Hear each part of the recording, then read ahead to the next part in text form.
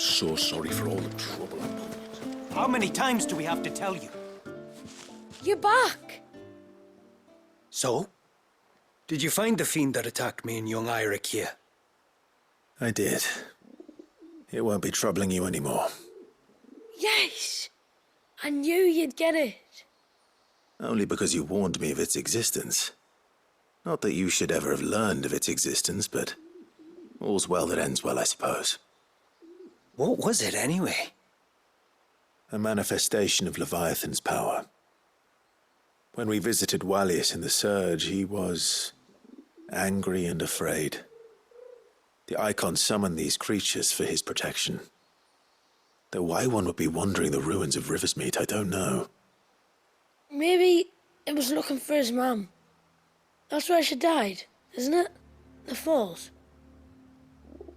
The Falls? Aye.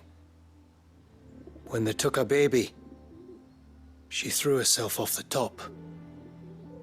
We go there once a year to pay our respects. The whole village. An Eggy is a part of its master's spirit, but Wallius wouldn't have been aware of what had happened to his mother, would he? Well, either way, you did us a favor putting that thing to rest. Us and Wallius. Thank you. Aye. Thanks, mister.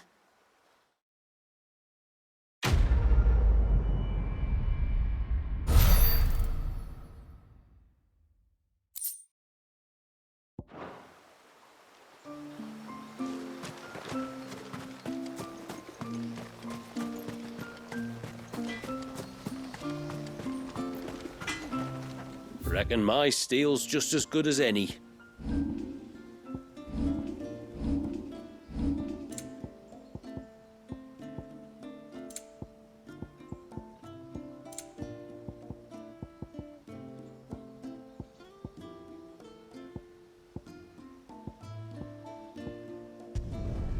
There.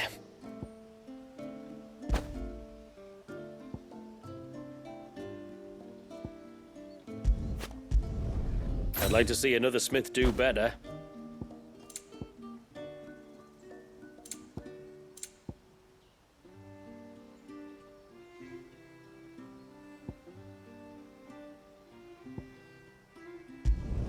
Flawless. There.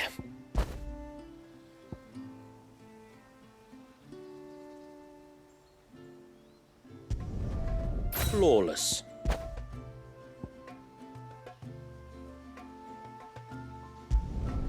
There.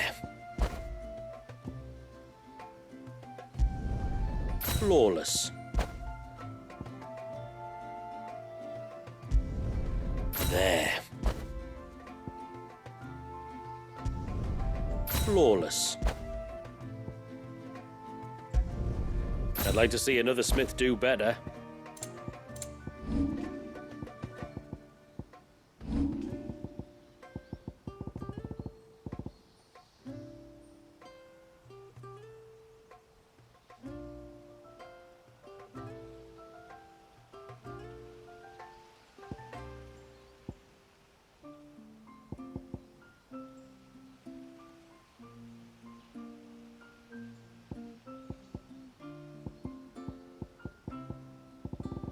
Till next time, then.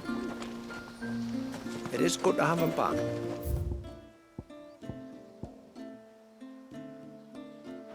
But how do we know the lad won't summon him?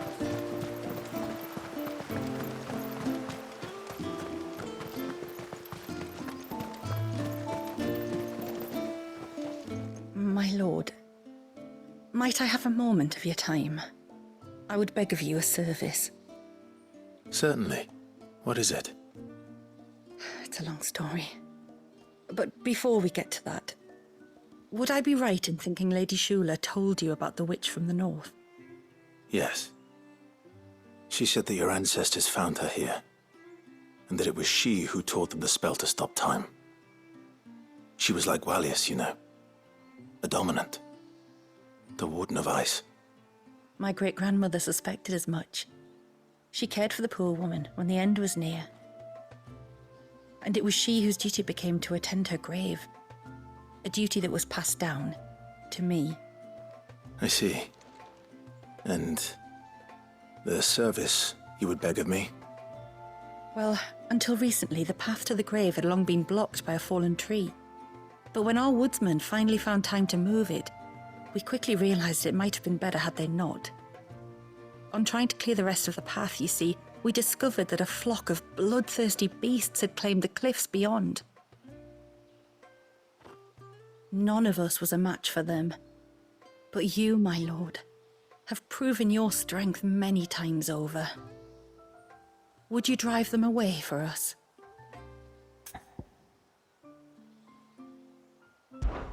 Of course. I'll see the path is made safe. Thank you, my lord. The grave is in a place called Witch Drop. To reach it, one must turn left at the Winged Wains, then follow the path around to the right, deep into the forest. Why so far from Haven? It was where she lived. When our ancestors first came to Mysidia, they found her there, in an old abandoned village, and it was her heartfelt wish to return there in death. So when she passed away, my great-grandmother had a stone erected for her on the cliffs overlooking the place she once called home. How thoughtful. Well then, no time like the present. Left at the ships, then round to the right, you said. Just so. Thank you once again, my lord. I will join you at the grave anon.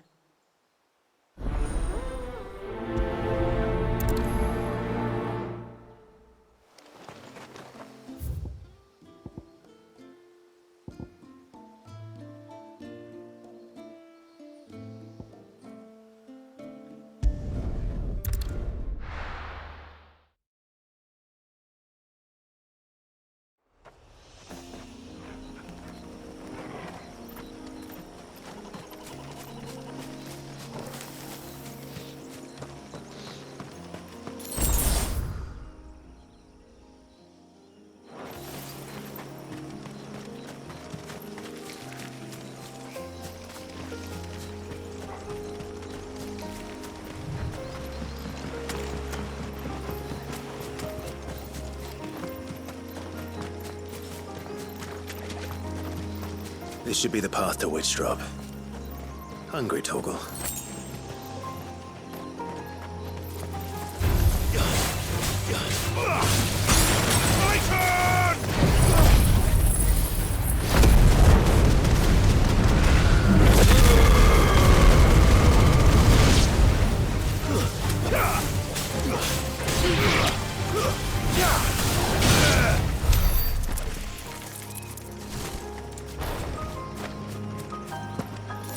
Is that beast ringing?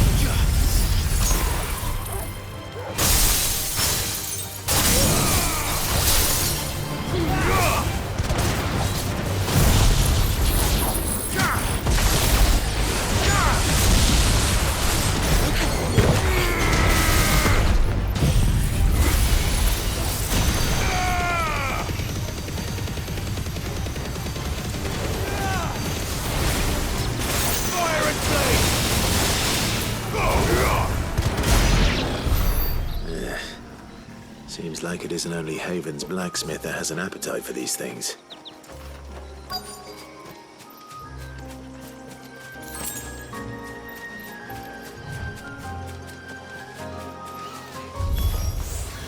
Here's our welcoming party.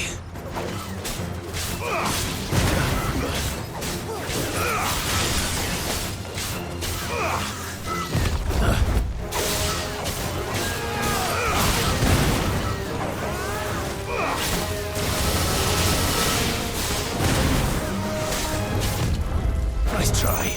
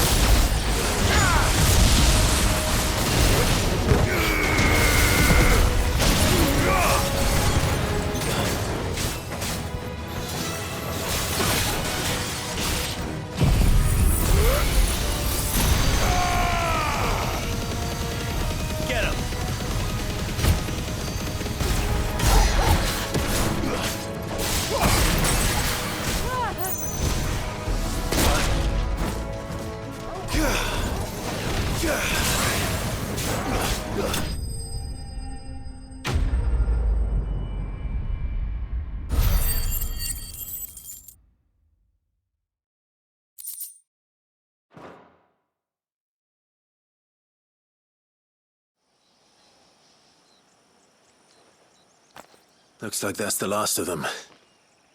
Now, where's the grave?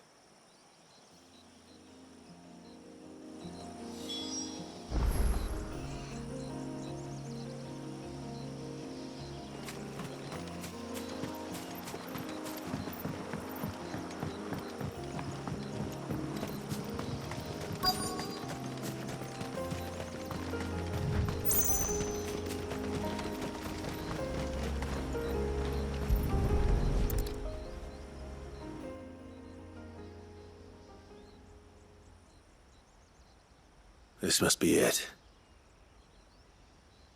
My lord, thank you for making the path safe again. Ise. Was that her name? Yes. Hardly the most fitting tribute for a dominant, is it? A rough-hewn stone with naught but a given name engraved on it. But my ancestors had only been here a matter of weeks when she passed. Every day was a struggle to survive. They had neither the time nor the energy to devote to a more elaborate memorial. Yet they spared what they could to grant her wish, that even in death she might continue to watch over her home. She lived down there then? In the ruins? That's right. They were once the living quarters for those who served up in the temple. When the Northern Thanes sent her here to weave her spell, this was where she and her retinue stayed. There were priests, handmaidens, and a knight sworn to shield her from harm. Of course, they were all gone by the time my ancestors arrived, fled or dead in the Western Wars. All except Ise, who remained till the end. Alone. Indeed.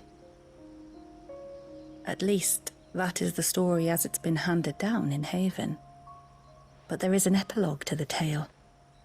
One known only to Lady Shula and myself. Some years after Ise's passing, you see, my grandmother came here to tend the grave, and found a stranger kneeling before it. A knight, dressed head to toe in plate. She asked of him who he was and whence he had come, but received no answer. The only words he spoke were, "Tell me true, whose grave is this?" So she told him of how her people had met and cared for Issei, and how she had died. His only reaction was to stare up at the air of hours in silence. Then he left, never to be seen again. You said he was wearing plate. Was it black and gold? Do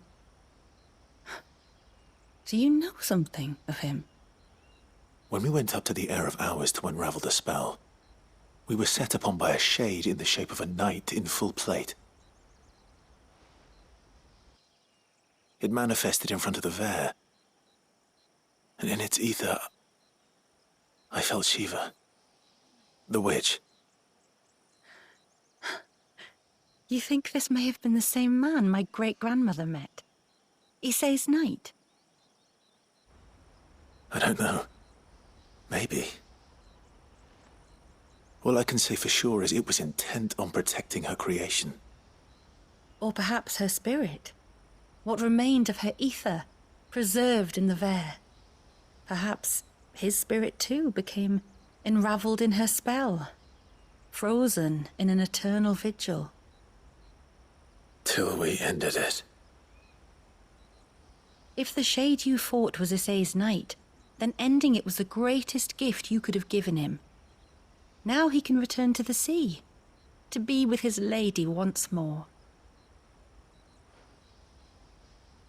And if his spirit should ever return here to visit her grave, I shall ask his name, that I might carve it in the stone next to hers. That they might be together. Once and for all.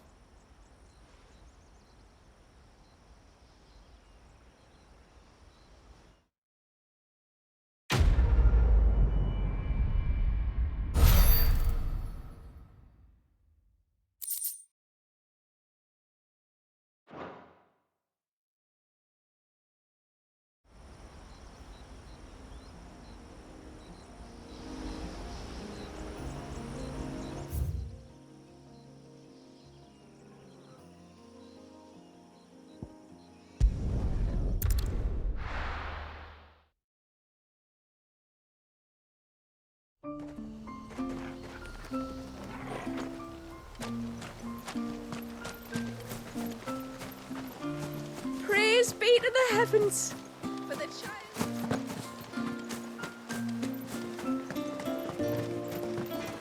It is good to have him back.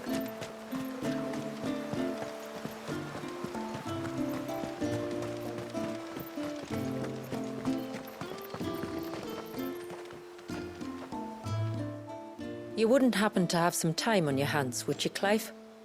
Only I was wondering if you might help me with something else. Don't tell me.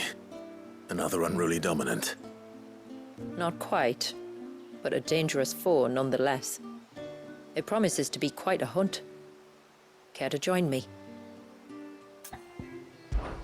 All right. Tell me about our quarry. A fiendish, cold-blooded beast known as a Givra.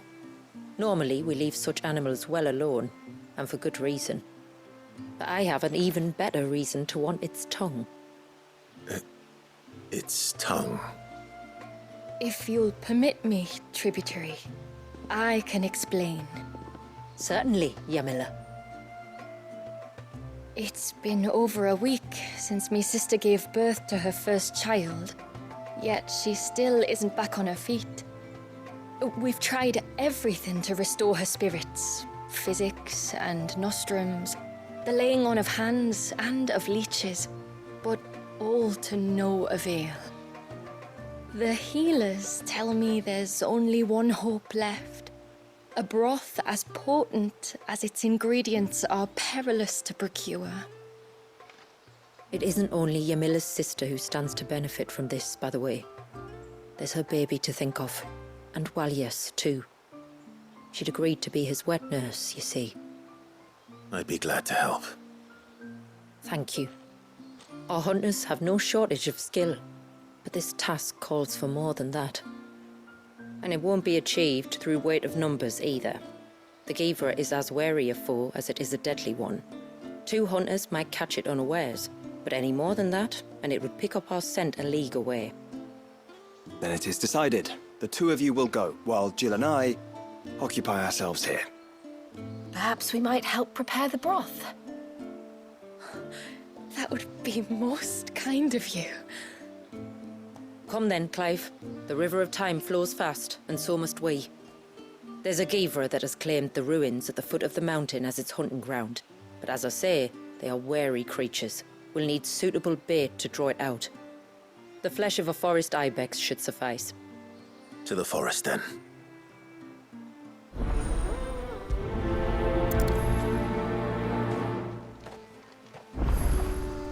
There's no...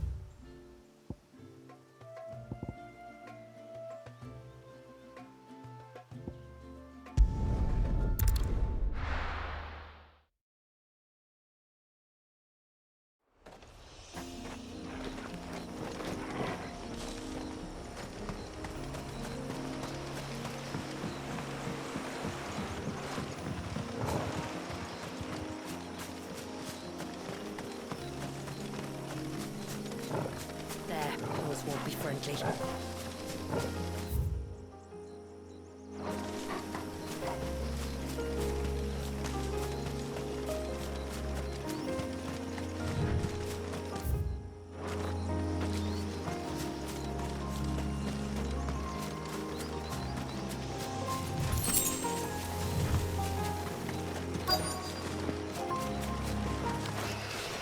These will do nicely.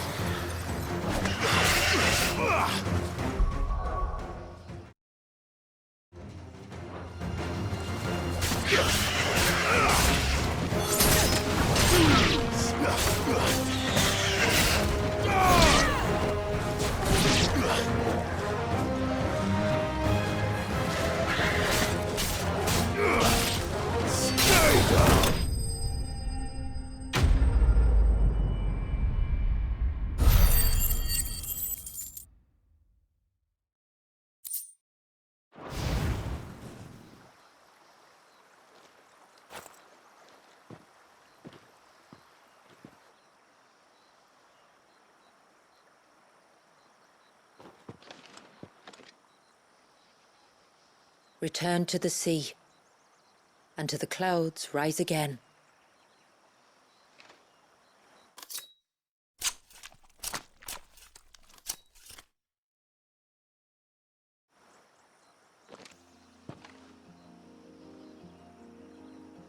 We have our bait, then. What next? Next, we pay a visit to the Dark Gate to pick some local weed. It'll help disguise our scent.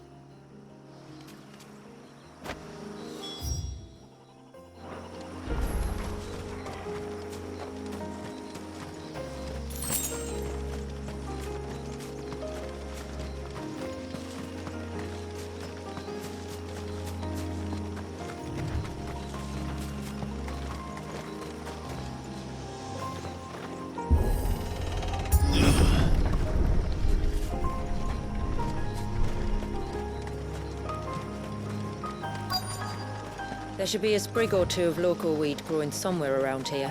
Look for the golden leaves.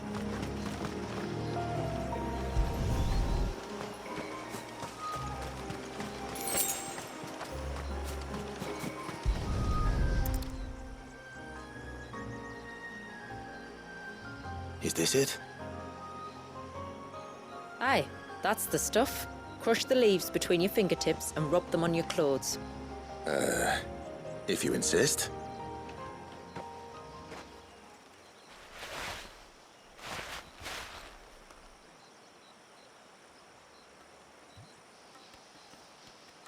Oh, you could have warned me about the smell.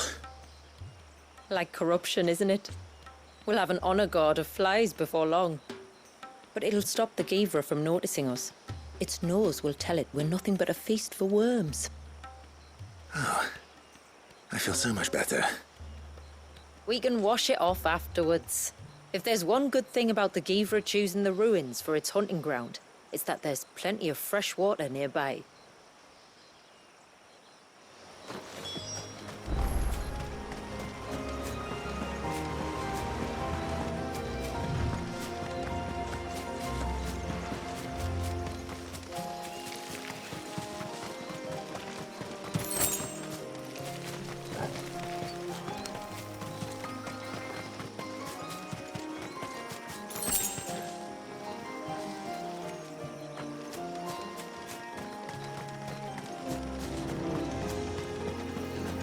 Where should we lay the bait?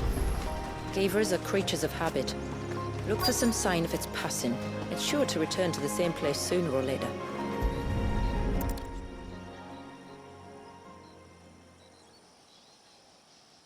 Marking its territory. Something was. A curl, maybe.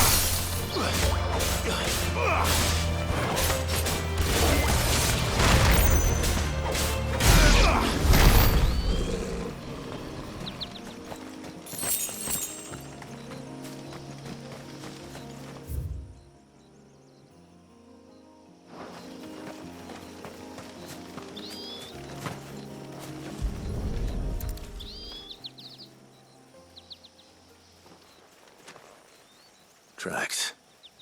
But I assume they're too small to belong to a Givra. You're right. They're barely big enough to belong to a Gavra's breakfast.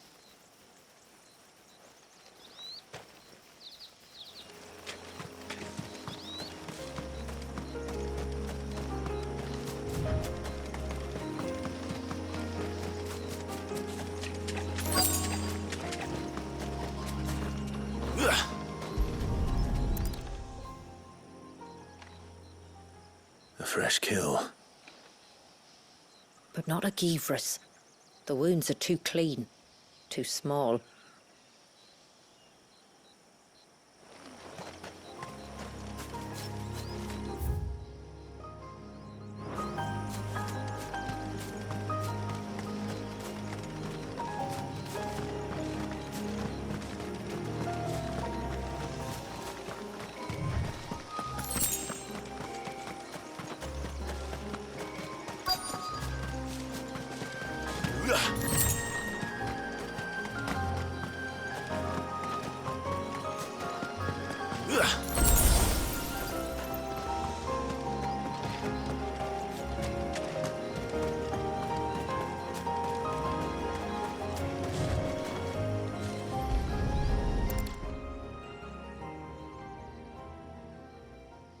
These look like a predator's tracks. You can clearly make out the claws. But not just any claws. These belonged to a Givra. There's no mistaking them. We'll lay the bait here. Let's hope our friend is hungry.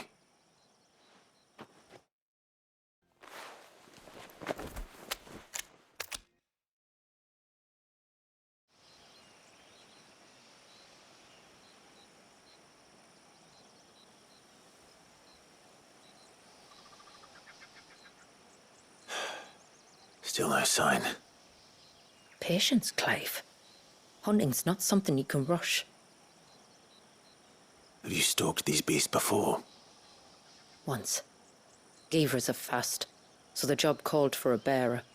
But even with my knack, it was a close-run thing. Not many leaders would take such risks for their people. Says the man who battled an icon to save a boy he barely knew. It is the way of the moats of water to use what gifts we've been given for the good of all. And I gather it's your way too. It was Sid, the man whose name I bear. He fought for his people and their future with every fiber of his being. And I'm just following in his footsteps.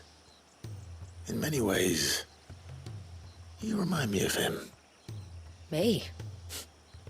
You're confusing daring with desperation.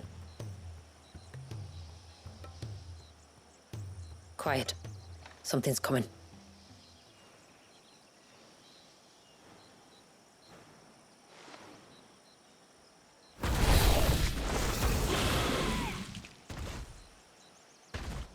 Our guest has finally arrived.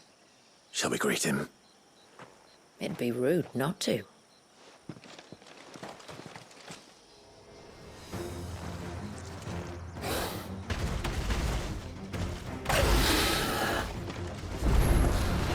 Don't let it escape. Too slow. Nice try.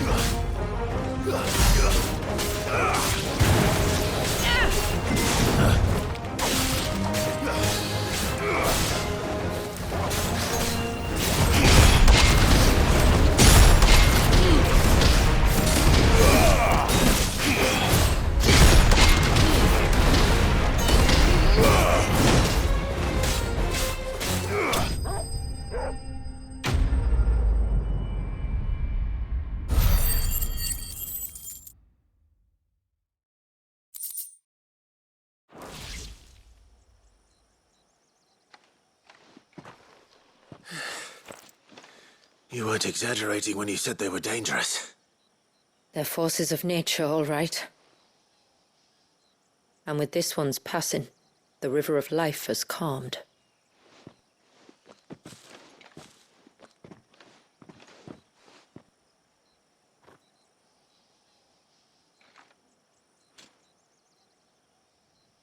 O roaring torrent, son of storms, may your spirit run free in the open ocean.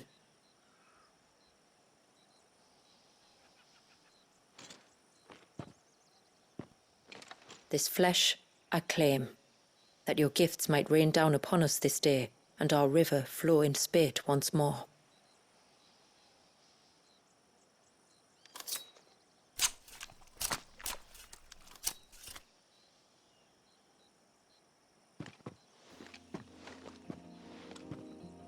Well then, let's return to the village.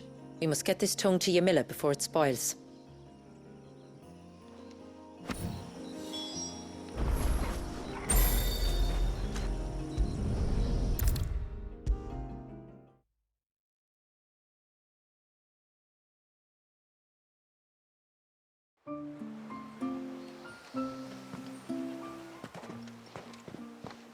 Tributary, my lord. Did all proceed as planned? It did. Here. 1 Geaver tongue, as promised.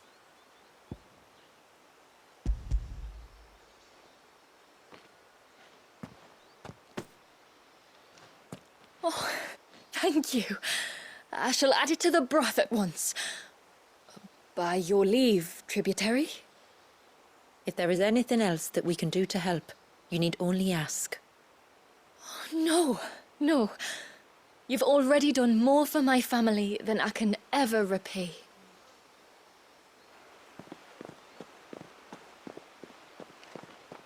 Just as you have, Clive, for my family.